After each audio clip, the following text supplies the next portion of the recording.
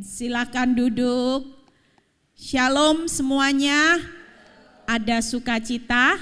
Ya, terima kasih ya buat kesempatan yang diberikan buat saya untuk bisa sharing firman di tempat ini. Tadi maaf perjalanannya ternyata macet ya. Sekarang saya jarang pernah keluar ke daerah sini. Kalau saya keluar itu paling lewat HR ke tol ya.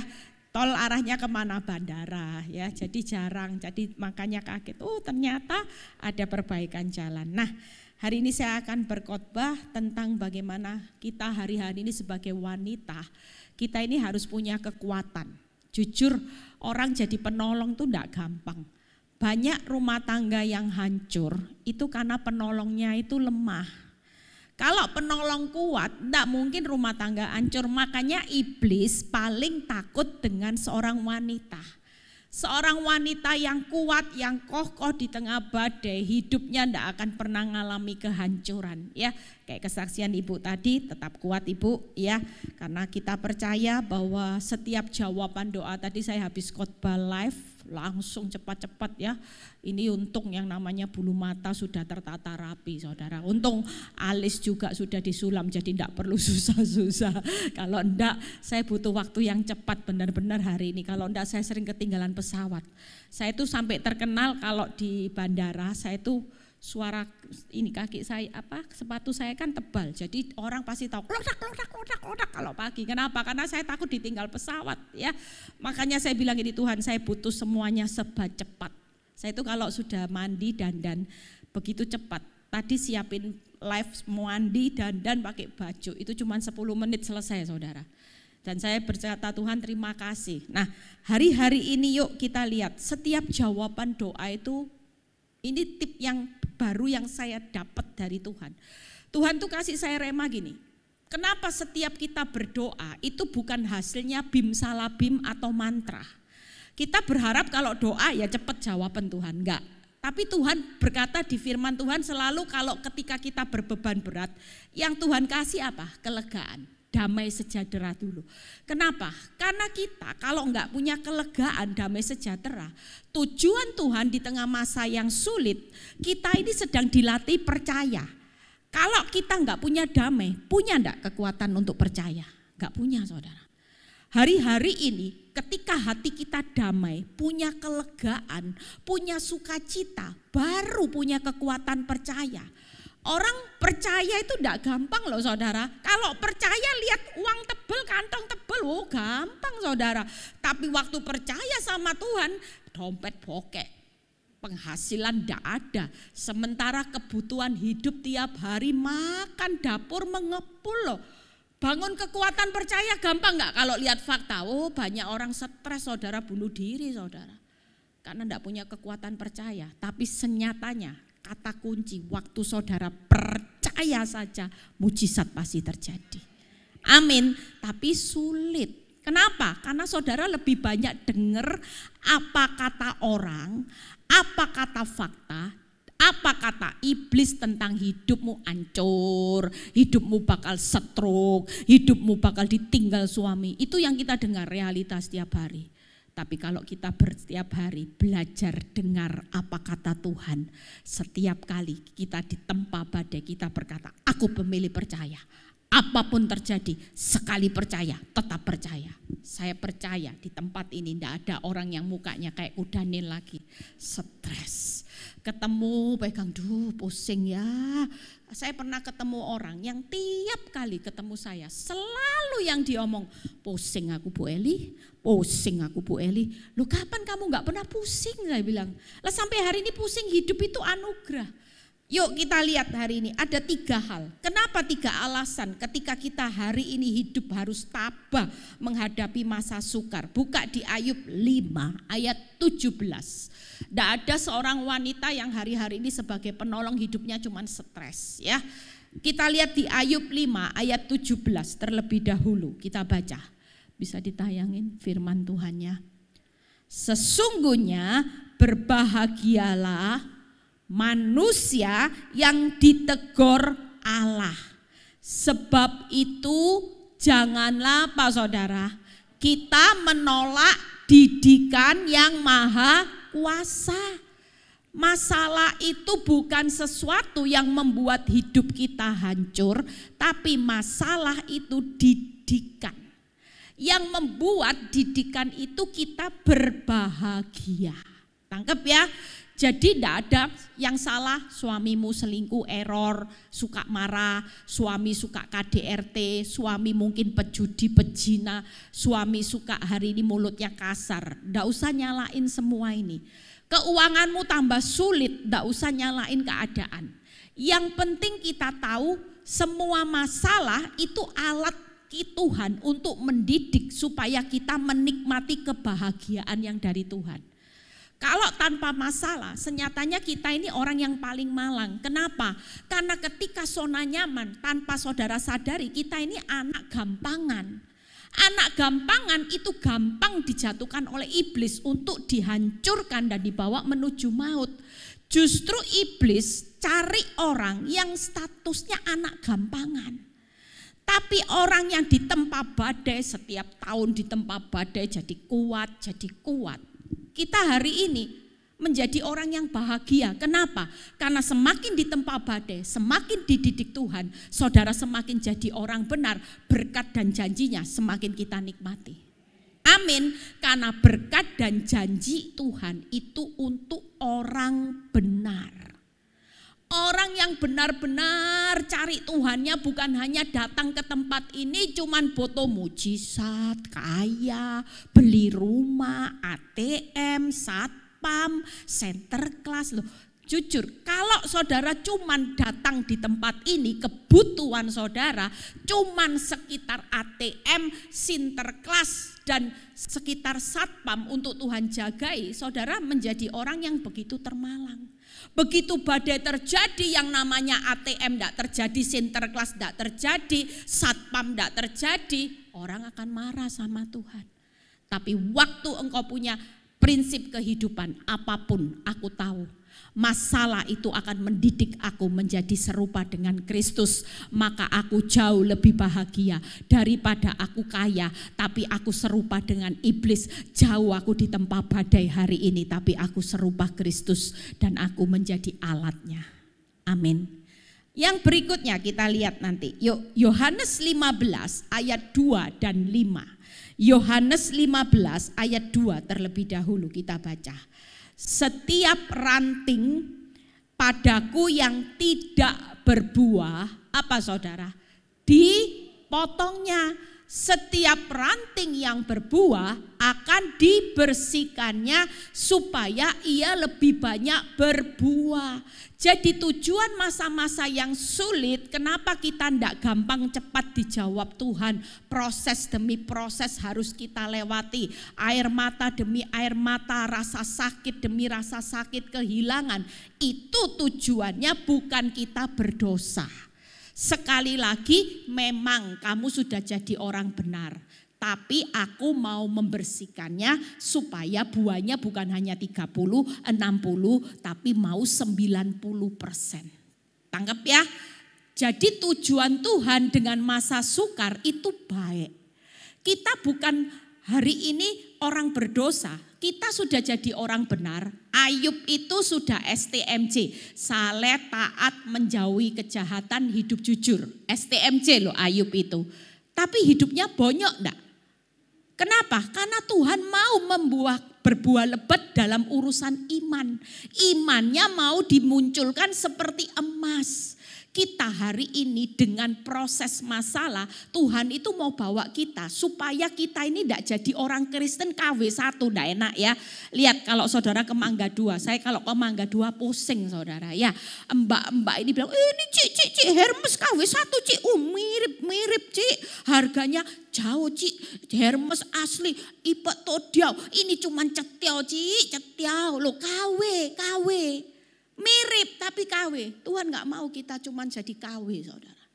Yang Tuhan mau setiap orang benar, Tuhan gak pernah bangga dengan pelayanan. Saya selalu mengingatkan diri saya. Tuhan, Engkau gak pernah bangga buat aku bisa berkhotbah, orang kenal siapa saya. Tapi kalau saya gak bisa punya nilai emas di mata Tuhan, saya nilainya 0. Apa artinya saya khotbah kalau hidup saya tidak memuliakan Tuhan?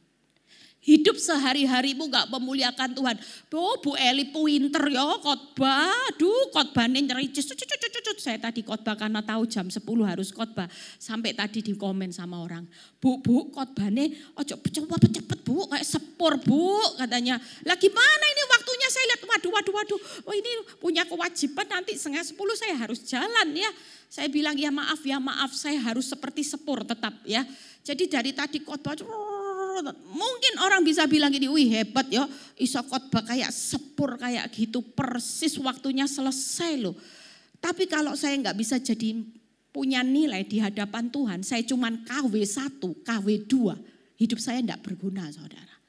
Yang Tuhan mau hidup hari ini, kenapa masa sukar harus terjadi? Karena kita dipaksa Tuhan dibersihkan.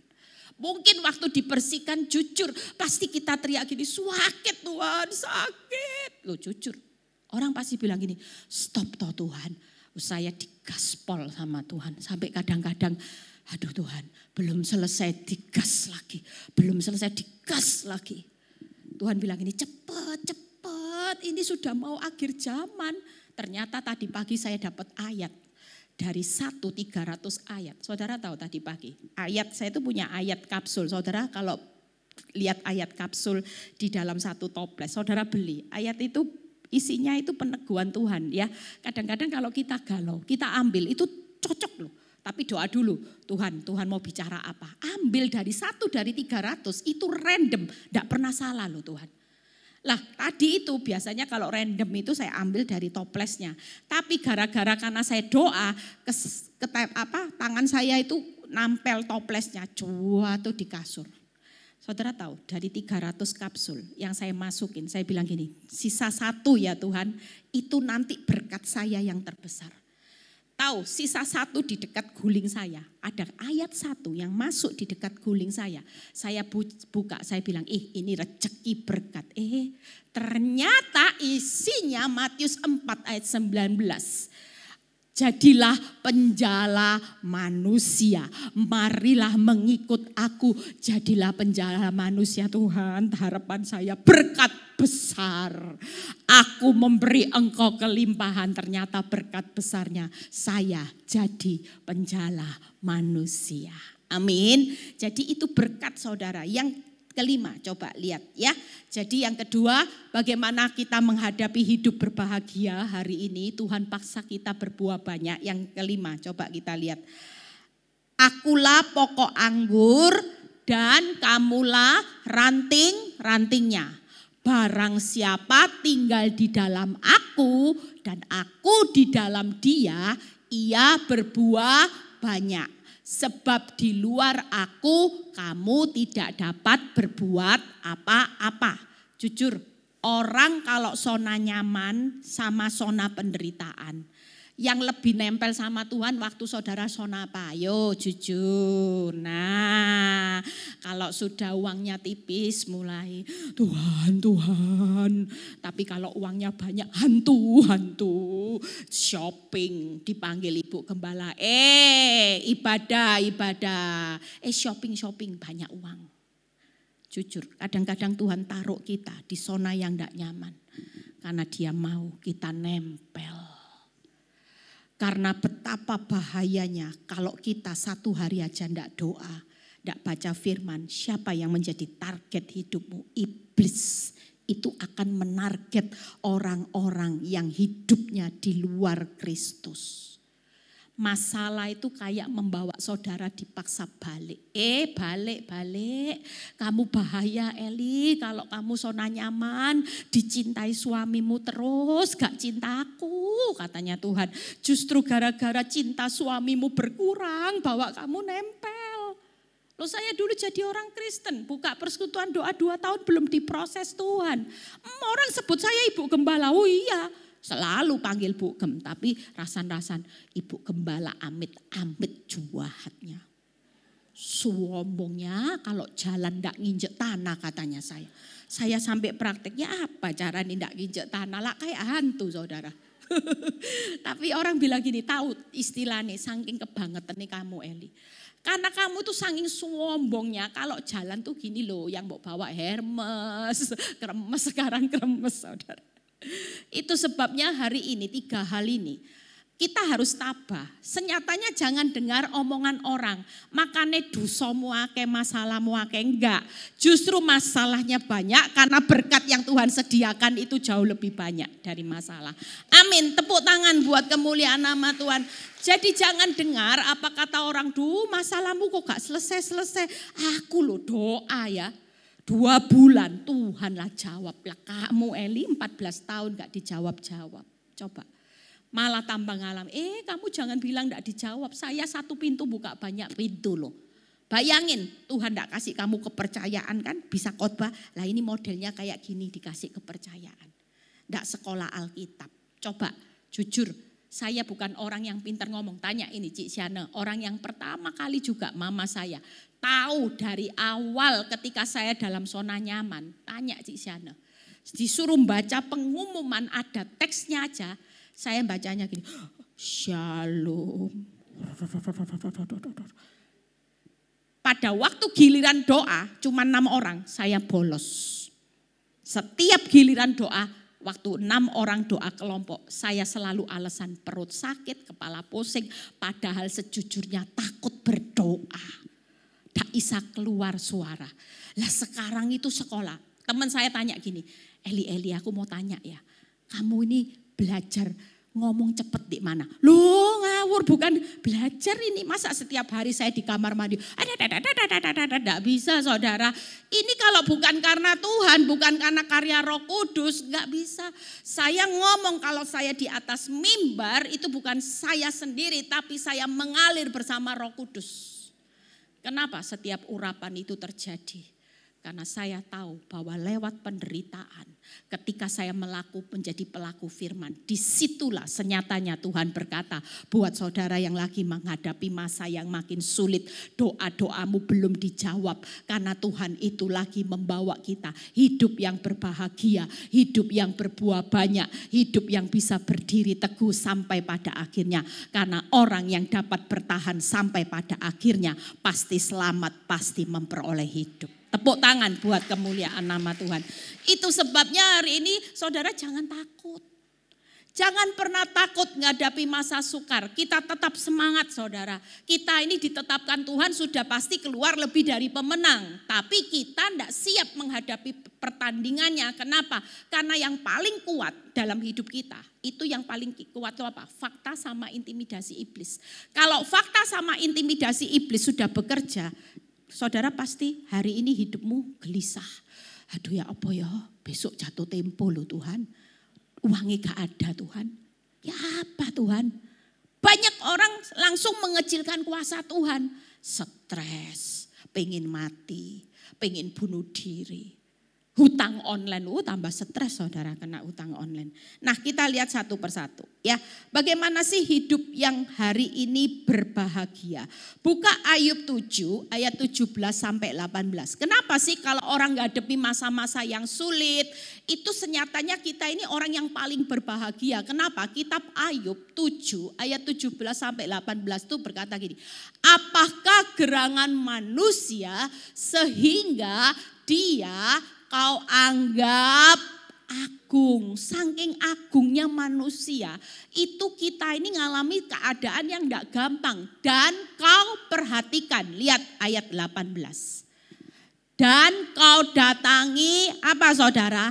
Setiap pagi dikasih berkat, iya, dikasih kasih setia. Tapi ada ujian setiap saat.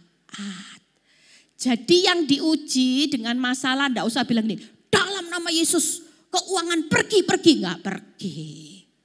Ujian keuangan akan setiap saat. Di mana hati saudara melekat. Kalau setiap kali saudara pusingnya tentang uang, ujiannya setiap saat pasti uang. Saya dulu enggak punya khawatir dengan keuangan. Karena suami saya enggak pelit. Tapi yang saya takutkan kehilangan suami. Itu ujiannya. Karena iblis tahu, oh ini kalau kehilangan suami sudah mulai lepok. Sudah mulai menyerah, jujur. Itu ketakutan saya. Dari awal menikah saya paling takut kehilangan suami. Saya bilang gini, Tuhan, saya kalau kehilangan suami yang baik ini Tuhan, tidak sanggup Tuhan. Sudah tidak boleh kerja, tidak bisa apa-apa. Selama ini hidup bergantung sama suami. Kalau suami sudah mulai sakit, pikiran mulai macam-macam mateng kon. Sumber berkatku sakit kon. Gak bisa apa-apa, ya apa ini Tuhan. Sampai pernah satu kali saya pergi ke MDC, kalau gak salah waktu itu ya. Pergi kemana ya, gereja mana saya lupa. Ada pendeta yang dari luar negeri itu ngomong gini, siapa yang paling takut dalam hidupnya kehilangan seseorang, maju ke depan. Padahal saya ini orang yang paling jaim loh, gak mau saya. Angkat tangan gini aja malu saya, seolah-olah saya gak mau tahu orang tahu saya punya masalah. Tapi hari itu gengsi saya hilang karena memang itu realita. Saya maju terlebih dahulu karena saya paling takut kehilangan suami. Dan itu yang diuji setiap saat. Untungnya orang bilang gini, untung ya Bu kamu diuji cuma suami selingkuh masih kelihatan. Coba kalau diuji kayak ibu-ibu lain yang suaminya mati ya apa. Oh iya ya bersyukur aja ya sudah suami selingkuh. Saya kasih pertanyaan ibu-ibu, enak mana suami selingkuh sama suami mati. Tapi banyak yang jawab mati gitu saudara. Kueras loh ibu-ibu saya kasih pertanyaan. Yang jawab suami selingkuh itu cuma 3 orang. Tapi yang serentak jawab suami mati gitu. Karena kalau selingkuh lebih berat katanya. Lebih baik mati sekali ya sudah Bu Eli. Sedihnya cuma sekali. Kalau selingkuh Bu Eli lah kayak selingkuh setahun ya enggak apa-apa lah. Kayak Bu Eli 14 tahun ya apa Bu Eli katanya. Hari ini enggak ada. Tuhan tahu kadar kehidupan saudara dan saya. Makanya kita ini hidupnya berbahagia. Kenapa? Karena kita orang yang menikmati upah Tuhan. Kita dianggap agung, kita diperhatikan Tuhan. Makanya diuji setiap saat. Di balik ujian pasti ada upahnya. Karena kita dianggap agung, diperhatikan, karena Tuhan itu mau kasih titip kepercayaan, rencananya kita ini jadi gambaran Tuhan yang terbuka. Makanya kalau dia mau orang lain hidup kita jadi berkat, hidup kita ini harus jadi gambaran yang benar-benar proses hidup kita memuliakan nama Tuhan. Lah kalau orang enggak diuji, kira-kira bisa memuliakan nama Tuhan enggak? Seperti saya dulu buka persekutuan doa 2 tahun. Karena enggak pernah diuji, orang memang tahu saya baik. Tapi jahatnya memang baik, nyediakan rumah buat persekutuan doa. Tapi sombongnya amit-amit. Kira-kira memuliakan Tuhan enggak? Tapi hari ini orang panggil saya ibu gembala, orang pasti ada embel-embelnya sudah beda. Setelah diproses bukan lagi jahatnya amit-amit. Tapi bilang gini, Bu Eli itu luar biasa loh.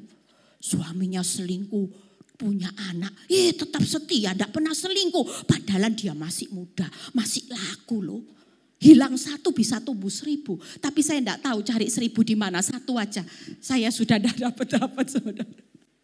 Itu sebabnya hari ini yuk kita ini mempertahankan diri. Makanya jangan susah, jangan dengar intimidasi iblis. Tuhan tuh enggak sayang sama kamu. Lihat tuh orang lain ditolong, kamu enggak ditolong, enggak apa-apa. Katakan, aku adalah orang yang berbahagia. Amin. Karena aku adalah orang yang akan dipercaya upah yang besar. Aku dianggap agung dan diperhatikan untuk menikmati rencana Tuhan yang besar di depan. Amin. Yang kedua, yuk bagaimana kita menikmati berbuah banyak. Kita baca di Yesaya 26 ayat 9, 10 dan 16. Yesaya 26 ayat 9, 10 dan 16. Bisa kita baca sama-sama. Satu pembahasan lagi kita selesai ya. Kita percaya bahwa ibu-ibu di sini hari ini tidak perlu nangis, tidak perlu menyesali kok suaminya orang jauh lebih baik. Tidak usah, suami tetangga jauh lebih baik. Nanti jatuh cinta sama suami tetangga ya. Syukuri walaupun suamimu limited edition tidak apa-apa. Ini alat Tuhan membuat hidupmu bahagia. Membuat kita berbuah banyak. Membuat kita makin intim sama Tuhan. Jadi jangan didoakan mati ya. Jangan kalau punya mertua kayak nenek lampir didoakan cepat mati, Bu. Ini duri dalam daging, enggak. Salah satu alat Tuhan buat kita hidup berbahagia adalah mertua yang kayak nenek lampir, saudara. Kalau mertua yang baik-baik, saudara nanti jadi orang yang biasa-biasa. Kualitas KW1. Kelihatannya melayani Tuhan, shalom. Tapi di mata Tuhan, saudara tidak punya nilai emas. Saya berusaha mengejar nilai emas di hadapan Tuhan. Karena nanti yang KW1 tidak dikenal loh sama Tuhan. Tidak dikenal. Tuhan, aku melayani Tuhan. Aku nyumbang perpuluhan buat Tuhan. Tuhan bilang, aku gak kenal kamu, imitasi. Aku cari yang benar-benar emas murni. Sekalipun kamu kelihatannya mirip, tapi kamu serigala berbulu domba. Apa ya? Yang benar serigala berbulu domba ya? Ya. Kamu tetap serigala, bukan dombaku. Mati sudah. Kalau Tuhan tidak kenal kita ada di mana, saudara? Makanya hari ini lewat proses, bangun diri kita. Jangan terus lihat masalah. Sepanjang hidupmu sudah timbul seperti emas. Masalah itu EGP aja, emangnya gua pikirin gitu. Suamimu gak pulang, emangnya wajahmu gua pikirin. Kalau dulu saya nangis lihat wajahnya saudara. Mentolong, tak remes-remes konyo, minta itu. Tapi hari ini bersyukurlah. Gak usah mikirin masalah. Kita yang penting punya Tuhan, hidupmu di-upgrade punya nilai emas. Itu jauh lebih berharga. Amin. Yuk, dengan segenap jiwa aku merindukan engkau pada waktu malam, juga dengan sepenuh hati aku mencari engkau pada waktu pagi. Lihat ya, jadi kita hari ini berbuah banyak. Kalau cari Tuhan itu segenap jiwa, segenap hati. Sebab apabila engkau datang menghakimi bumi, maka penduduk dunia akan belajar apa yang benar. Tuhan tidak cari orang baik, tapi orang benar. Orang baik itu yang tidak benar gimana? Misalnya saudara terima uang tapi dari korupsi, cuman disumbangkan gereja. Baik itu ya, nyumbangnya baik, tapi benar enggak caranya? Enggak. Tuhan cari orang yang benar di dunia, bukan orang baik. Enggak cukup saudara. Saudara baik enggak cukup, tapi baik itu harus benar. Berikutnya ayat yang ke-10. Kita lompat. Seandainya orang fasik dikasihanin, ia tidak belajar apa yang benar. Ia akan berbuat curang di negeri di mana hukum berlaku dan tidak akan melihat kemuliaan Tuhan. Jadi mengucap syukurlah kalau kita diproses. Karena kita yang KW1 ini lagi dibawa emas semua. Semuanya lagi direnovasi, dibersihkan supaya berbuah banyak. 16 kita lihat. Ya Tuhan, dalam kesesakan mereka mencari engkau, ketika hajaranmu menimpa mereka, mereka mengeluh dalam doa. Buka PowerPoint-nya, hidup berbuah banyak itu yang pertama, kenapa? Karena kita belajar apa yang benar dan tidak kompromi dosa. Kita dibersihkan supaya kita semakin melihat kemuliaan Tuhan dan kita dibawa semakin intim dengan Tuhan. Amin. Itu tadi mengeluh dalam doa. Banyak orang tidak punya waktu doa ketika hidupnya nyaman. Iya Bu, doa cuma doa makan 1 hari 3 kali. Tidak ada kesempatan untuk berintim sama Tuhan. Kenapa? Karena sibuk cari uang, sibuk mikirin masalah, sibuk acara arisan, suruh datang ibadah kayak seperti ini nggak mau. Tapi kalau sudah ada masalah baru nangis-nangis, Bu saya susah, bantu doa ya, bantu doa. Tujuannya cuma itu. Hari ini dengan 3 hal, yuk saudara tidak perlu takut, tabah aja di masa sukar. Yang terakhir, bagaimana hari ini kita tetap hidup berdiri teguh. Buka di Yosua 23 ayat 8 sampai 10. Yosua 23 ayat 8 sampai 10. Tetapi kamu harus apa? Berpaut. Berpaut itu fokus kepada Tuhan Allahmu seperti yang kamu lakukan sampai sekarang. Berikutnya, bukankah Tuhan telah menghalau bangsa-bangsa yang besar dan kuat di depanmu dan kamu ini seorang pun tidak ada yang tahan menghadapi kamu sampai sekarang. Berikutnya, 1 orang saja daripada kamu dapat mengejar 1000 orang. Sebab Tuhan Allahmu dialah yang berperang bagi kamu seperti yang dijanjikannya kepadamu. Hari ini pastikan hidup kita pasti berdiri teguh. Karena di luar Tuhan kita tidak bisa berbuat apa-apa. Tapi waktu ada masalah kita nempel sama Tuhan. Pastikan jaminannya, kenapa? Karena Tuhan berjanji kita akan keluar dari kesusahan besar dan tekanan yang kuat. Kita pasti bisa mengalahkan musuh, kita pasti menikmati janjinya. Tapi kalau kita tidak nempel sama Tuhan, janji itu pasti dicuri sama iblis. Kita pasti tidak akan kuat menanggung segala perkara. Kita bisa kuat sampai hari ini. Salah satu kuncinya karena kita baca firman, kita doa, kita menyembah Tuhan, kita beribadah seperti ini. Kalau tidak ada kegiatan itu, saudara jangan mimpi saudara bisa keluar dari tekanan yang besar, bisa mengalahkan musuh, saudara bisa melihat janji Tuhan. Orang yang rajin ada di tempat ini beribadah cari Tuhan, prioritas adalah orang-orang yang berhak menikmati janji-janji Tuhan. Tepuk tangan buat kemuliaan nama Tuhan. Saya sudah selesai, pemain musik boleh segera ke depan ya.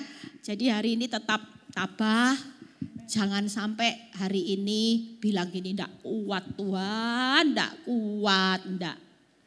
Kita mengerti firman, kita pulang hari ini dengan masa sukar bahwa aku hidup berbahagia. Tuhan cuma mau kita berbuah lebat. Tuhan mau kita berdiri teguh supaya kita menikmati kemenangan dan janji-janji Tuhan di akhir kehidupan kita. Yuk bangkit berdiri. Kita semua pasti lihat kemenangan, jangan takut. Siapa yang datang dari tempat ini, mungkin hari-hari ini engkau berpikir kok Tuhan tidak tolong ya. Kok Tuhan itu lambat ya nolong aku. Tuhan kenapa ini sampai terjadi, mengapa Tuhan enggak. Hari ini dia mau nyatakan kebesaran kasih-Nya buat saudara dan saya lewat masa sukar. Masa sukar sedang terjadi. Tapi buat saudara dan saya hidup di masa sukar senyatanya adalah hidup yang berbahagia. Adalah hidup yang berbuah banyak dan berdiri teguh. 3B, berbahagia, berbuah banyak, berdiri teguh. Gampang ya hafalannya ya. Jadi diingat-ingat, tidak boleh ada orang yang susah. Yuk. Kalau ku hidup bagimu, hatiku tetap menyembahmu. Dunia tak bisa menjauhkanmu dari kasih-Mu.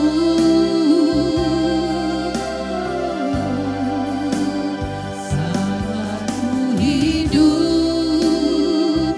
ku hidup bagimu, mataku tetap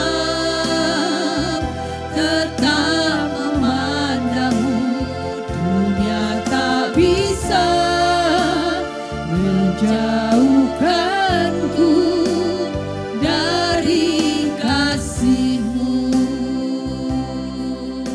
Musik boleh mengalun. Saudara, Tuhan hadir tengah-tengah saudara. Dia tahu segala rasa sakit, ketakutan, kekhawatiran yang menimpa saudara dan saya hari-hari ini. Bahkan dia tahu batas kekuatan. Mungkin banyak orang yang sudah ambang batas kekuatan. Saudara mungkin hari-hari ini berkata, Tuhan tidak cukup loh Tuhan. Semua yang ada di tangan saudara semua serba sedikit, serba tidak cukup. Bahkan ada beberapa orang yang sudah hidup dalam kekurangan. Tapi percayalah Tuhan itu Tuhan yang baik. Dia tidak pernah mencobai melampaui kekuatan saudara. Dia hanya sedang membawa saudara di masa sukar supaya kita semua mawas diri. Jangan bangga jadi orang Kristen sejak lahir. Kalau itu hanya kualitas KW1, berarti kau tetap imitasi. Tapi yang Tuhan mau kita semua hari-hari ini murni seperti emas di pemandangan Tuhan. Izinkan masa sukar ini hanya memurnikan imanmu sebagai orang benar, karaktermu, kesetiaanmu sedang diuji. Supaya kita menikmati kebahagiaan yang lebih berbuah banyak dan kita akan berdiri teguh di akhir zaman. Kita semua akan jadi penjala manusia. Akan banyak orang datang kepada Tuhan melihat proses hidup kita akan memuliakan nama Tuhan. Terima kasih Bapa. Kami percaya anak-anakmu di tempat ini pulang kami pasti diubahkan. Kami akan menikmati berkat Tuhan yang luar biasa Tuhan. Kami tidak akan pernah menyerah Tuhan. Kami akan tetap berdiri teguh sampai pada akhirnya. Sekali Yesus tetap Yesus. Terima kasih Tuhan, kami percaya anak-anakmu pulang pasti diubahkan. Berkati yang sudah melayani Tuhan pada siang ini, jeripaya mereka tidak pernah sia-sia. Berkati Bu Helmi dalam penggembalaannya di gereja Rehobot ini Bapak. Tuhan tambahkan hikmat, pewahyuan, jiwa-jiwa yang kau kirim semakin luar biasa. Terpuji namamu Bapak, di dalam nama Tuhan Yesus yang percaya berkata, amin.